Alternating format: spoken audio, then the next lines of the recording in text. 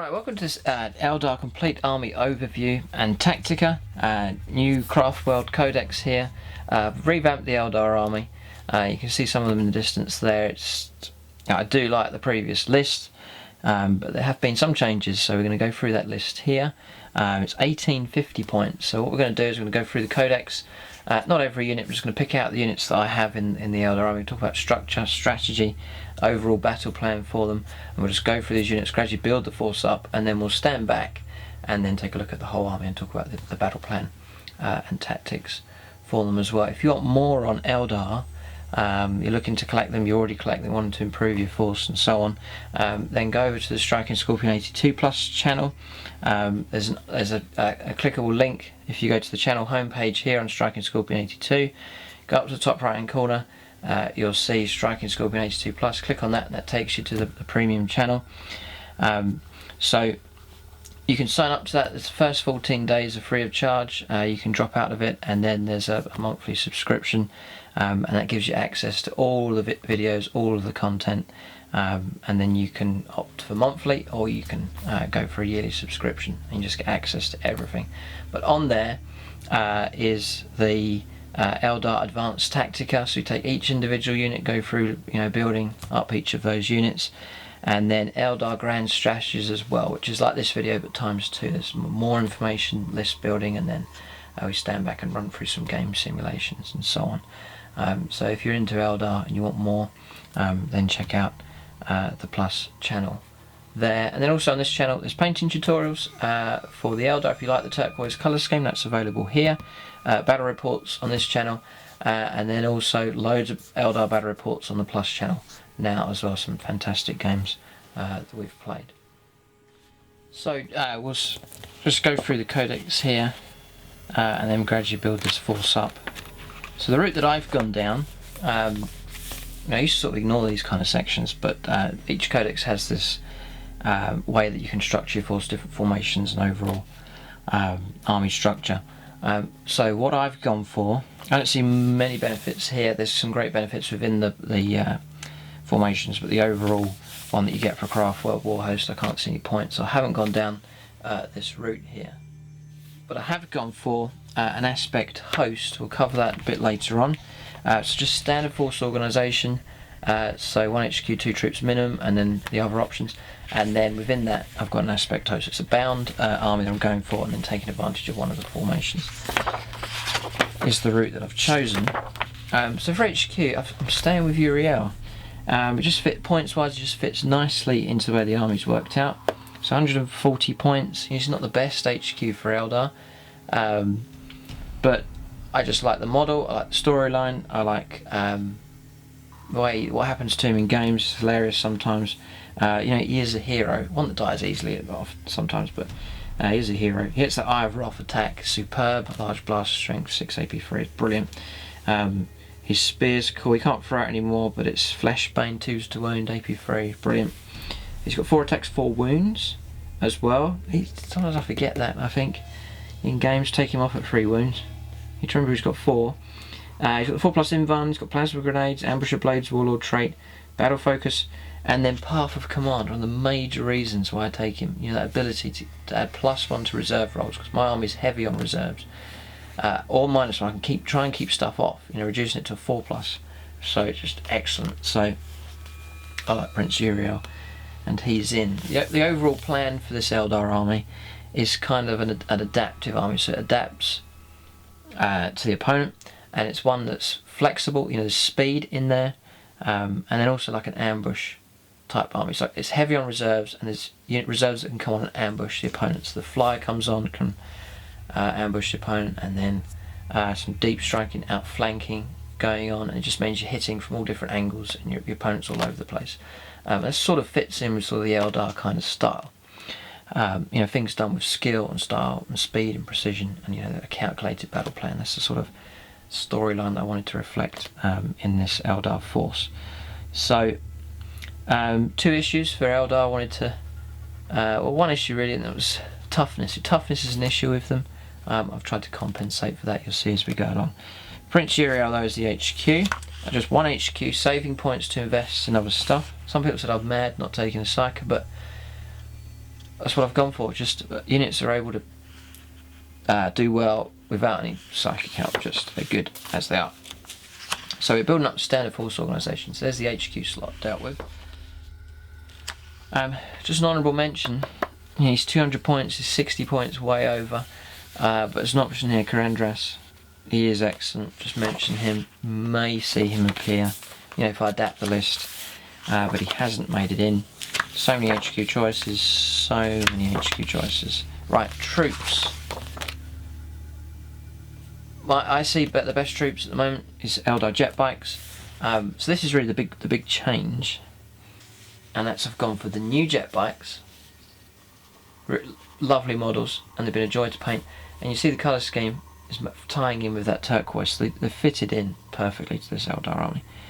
But I've gone for unit 3. Remember, I used to have 2 units, and there's another unit of 3 just there, and then another unit of 3 jetbikes, like so. So I mean, look at that for a presence on the table. So nice bulking out. I revamped the army, and I had some spare points. Dropped the banshees. I tried fire spears or shining spears. They didn't really work. So then I've expanded and upgunned my jetbike units. So what I've done is they're 51 points. Remember, I'd already paid for 2 inside my the previous list, but then with the spare points by dropping the banshees, I then paid for another unit, and then I've upgunned all of them to carry scatter lasers. So you now got 12 shots per unit, 36 shots there at strength 6, AP 6, and then they're Eldar jetbikes. So you small little unit. You move out from cover, do your shooting, and then 2d6 back in again, and then just harass. So these guys can fire from the back line. If I think they can be shot at, I bring them on from reserve, keep them off, bring them on, 12, and then I can reach the back end of the table. And light vehicles, Space Rangers, pepper them with tons of saves. Monstrous creatures, pepper them with tons of saves. So this is my supporting units here. Supporting fire coming in. One unit can fire here, one unit can fire there, or they can converge their firing because they're so fast and adaptable on the table, and try and take out one target, that kind of stuff. I can aim them up, shoot them at flyers, 6s to hit. You're going to get a couple of hits. So handy little unit, cheap, pretty tough, incredibly fast. So they've got that objective grabbing job as well towards the end of the game. Objective secured for them as well. Because I'm going down to standard force organisation, so really rate these and glad to have them in the army. So they're a welcome addition to this Eldar army. I don't think they take anything away from it. It's quite a straightforward upgrade to have. I don't think it's overkill. 3 units are free. Don't want to go down the route of just spam and so on. I want a nice theme to the list. So they fit in just nice to this Eldar force, and 3 troops, objective secured. Really good. So that's that troops section dealt with. I'm going to come back to the aspect host. So that's where 2 of my elites are, and transports, and we'll go on to the fast attack Crimson Hunter. Just going to move these jetbikes to one side. We'll stand back soon, and you'll see the whole army. How it looks.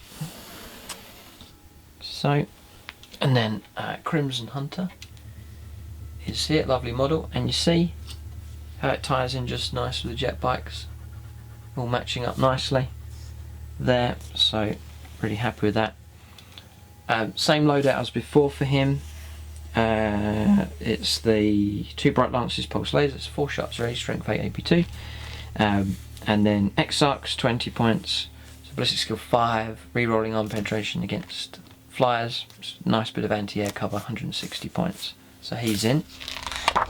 Happy with him, no change there. And then on to heavy, and perhaps controversially, Wraith Lords. I'm sure someone will be glad to see them back. I'm keeping them. A lot of people said you've got to drop Wraith Lords. That's after a couple of dark Eldar games. They struggled, poisoned to death. But still, I rate toughness 8. Still, you play Space Marines, and these things are a bane. They're so hard Toughness 8 is often very difficult. You know, other armies struggle against them, so I rate these. Well, I've kitted them out, 120 points, 5 points to the Ghost Glaives, a nice bit of combat ability, mastercrafted, +1 strength. Bright Lance with a long range anti-tank capability with him, and that comes to 145 points to them.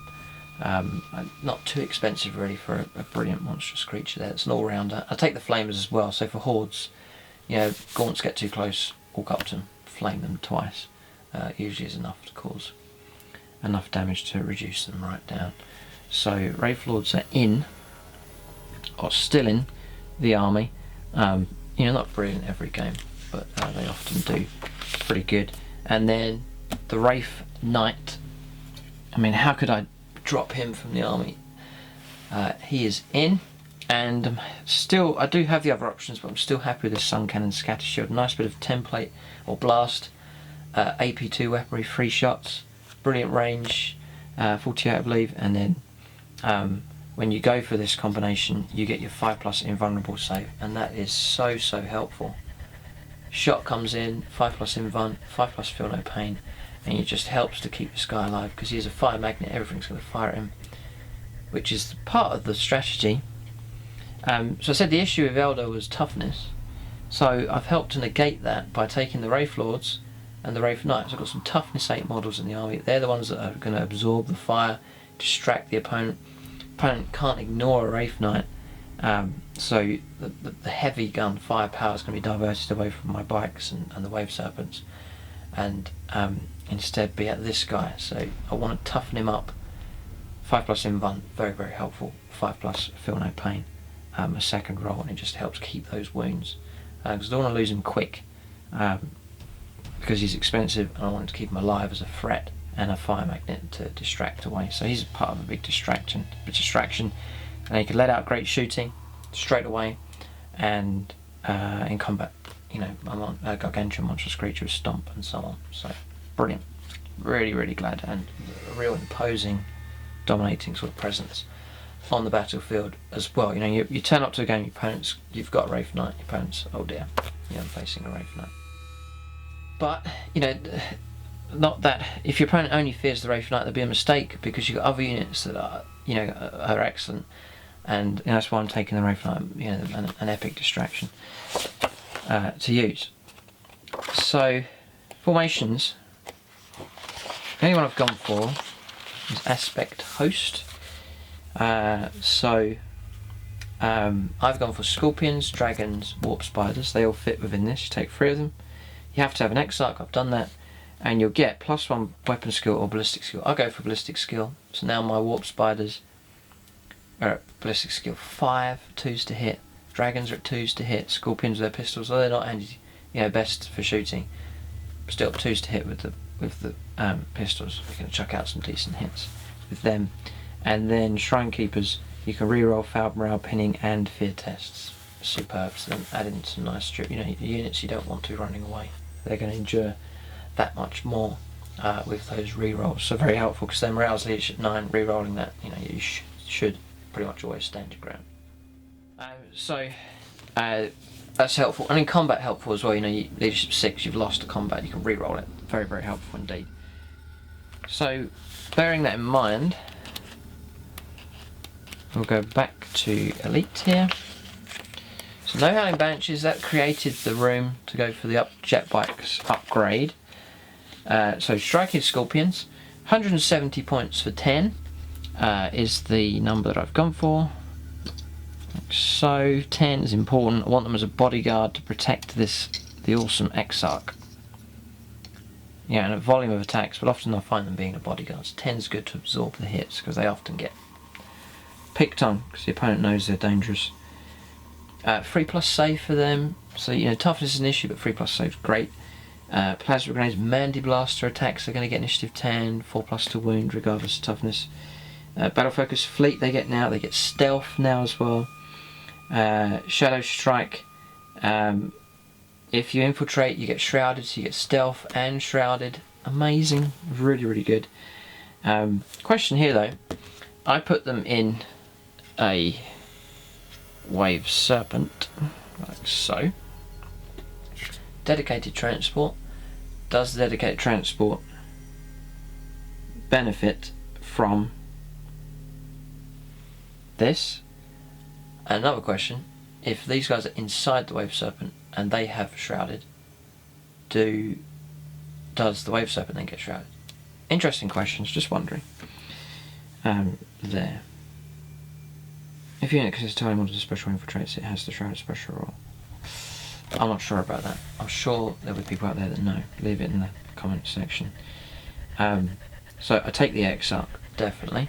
Then you are granted Stalker. In the first round of challenge, you get +1 attack for every point your initiative is higher. So you fight against a Space Marine Sergeant, you get an extra 2 attacks because your initiative is 6. Incredible. It's on the charge. I'm finding myself with 6 attacks. Amazing. Then take the Scorpion's Claw, which is amazing. You get 2 shots with it, so you're not losing out on the pistol. You're actually getting double the firepower. You're striking at a normal initiative, so it's initiative 6 Power Fist, ×2 strength and AP 2. Incredible weapon. Brilliant for challenges. So, the Scorpion is great for challenges. So, I love striking Scorpions. I'm sure, as you can tell from the channel name, but just the look of them, the sculpture of them, the colour scheme, and then I rate them very much indeed. So go for a Wave Serpent combination with them. So Shuriken Cannon underneath, Twin Link Scatter Lasers on top, so I'm chucking out 9 shots there. These are Ballistic Skill 4, so you know, decent ballistic skill and accurate firepower. And when you outflank with these, the transport can outflank with them. I'm able to chuck out those shots on the flanks of vehicles or the rear. If the opponent's advanced, you can come up on the corner and just shoot up at them. So usually I come on, try and ambush. I can use the Serpent Shield as shooting attack as well if I need to. So that is an option for them as well. So yeah, that's the kind of flexibility with these things. Very, very good indeed. And a bit of protection, you know, to bring these on the flank, come on anywhere. And it's that kind of surprise attack. You know, your opponent's wondering, where are these Scorpions going to turn up? What's he going to shoot at? Where's he going to land? So just that, adding that dynamic to the force. And then Aspect Host, rerolling morale, +1 ballistic skill, really good. I then go for a unit of 5 dragons. And then remember, +1 ballistic skills, these are all BS5, which is so helpful for these because I'm trying to get them to hit their target. BS5 just really helps out. 110 points for them. Again, Exarch, compulsory choice almost. 10 points for him, that's 120.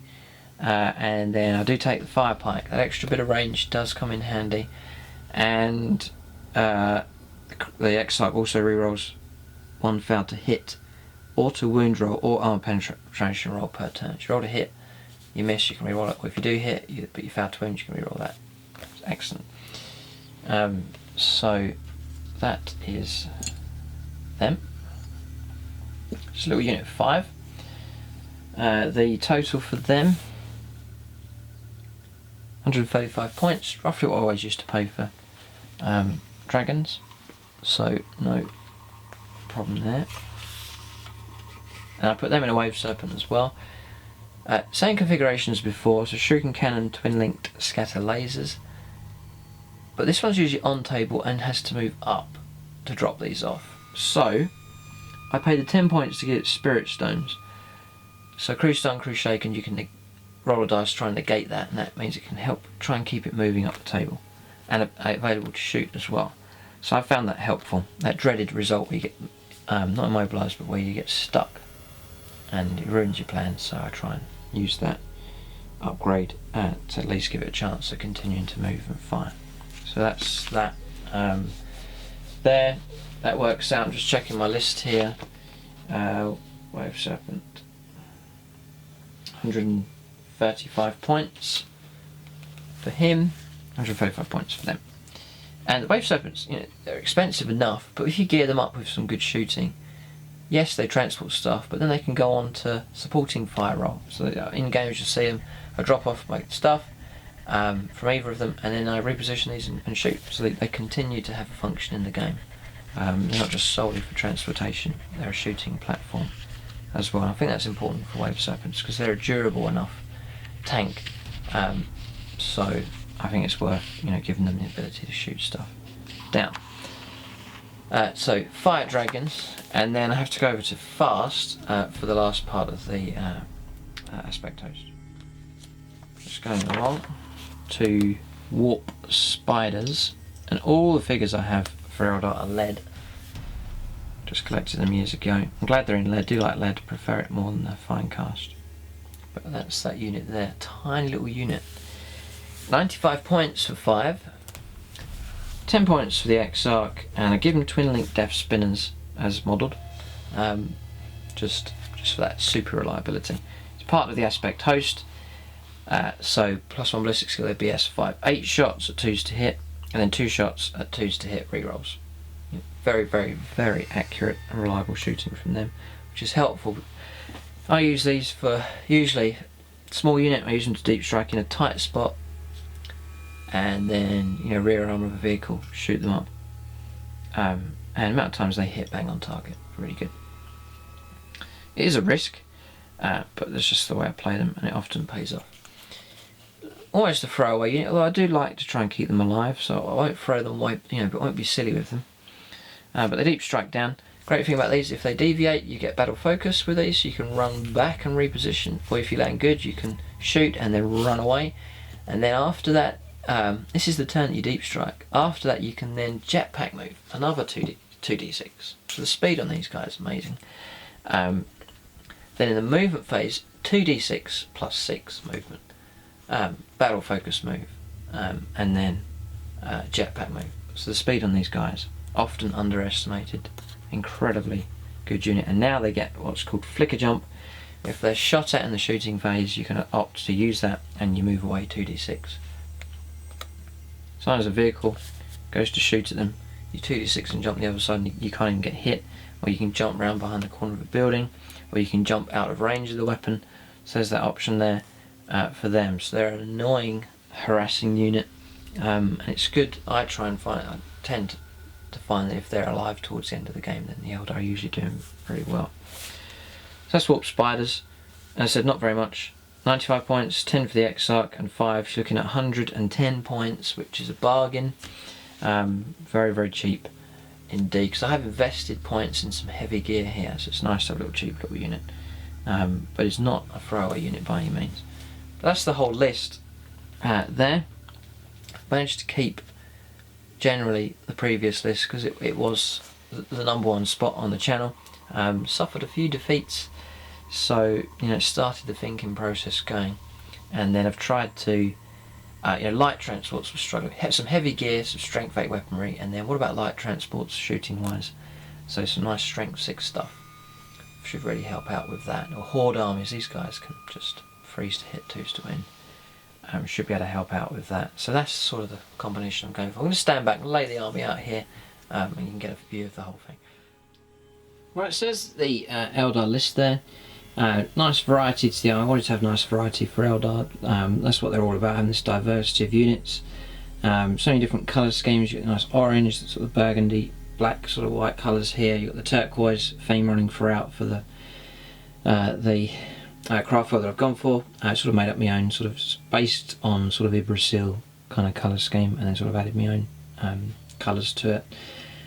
You know, the turquoise and the black and the white I just think works nice, and this bronze kind of effect, an alien kind of colour scheme for the actual metal. The green of the scorpions as well.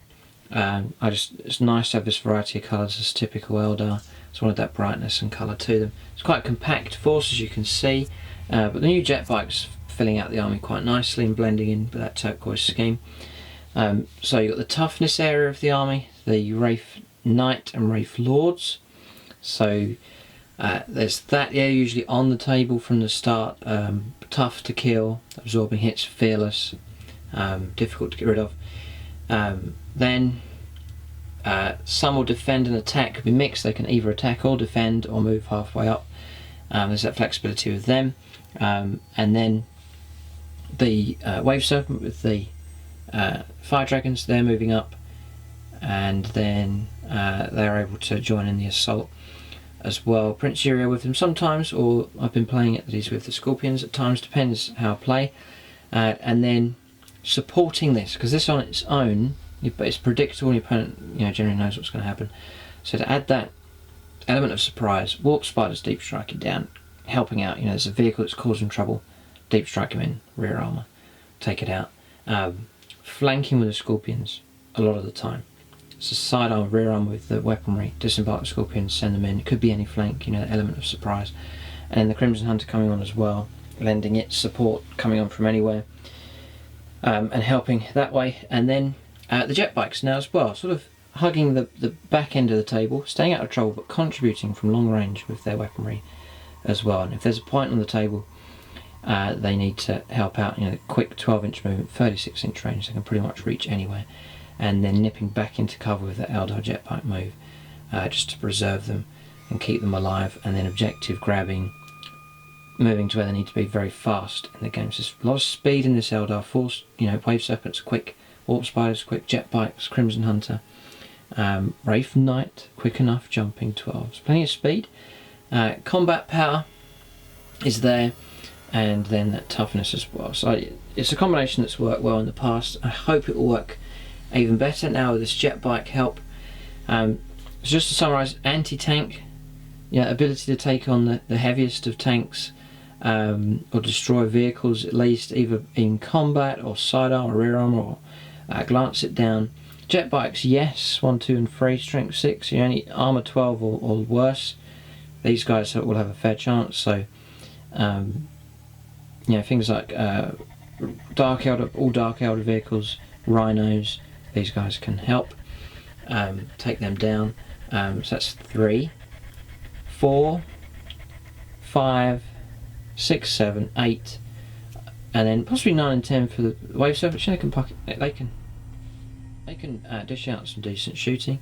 Scorpions, yes, and then the Crimson Hunter, absolutely yes. So we're looking at 1, 2, 3, 4, 5, 6, 7, 8, 9, 10, 11, and then possibly the Wave Serpents as well. So a nice high amount of anti-tank there, which is excellent there for this Eldar force. But there it is. Keep a lookout for it in games.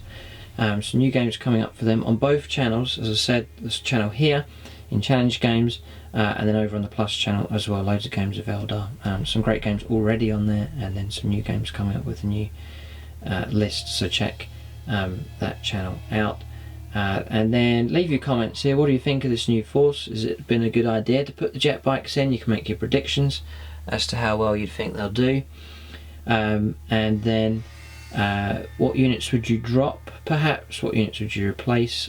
Leave that input, and then others can learn and discuss the different options there. But Eldar are back, they're revamped, the army is ready to go to war once again. Uriel leads the force this time around. How well will he do?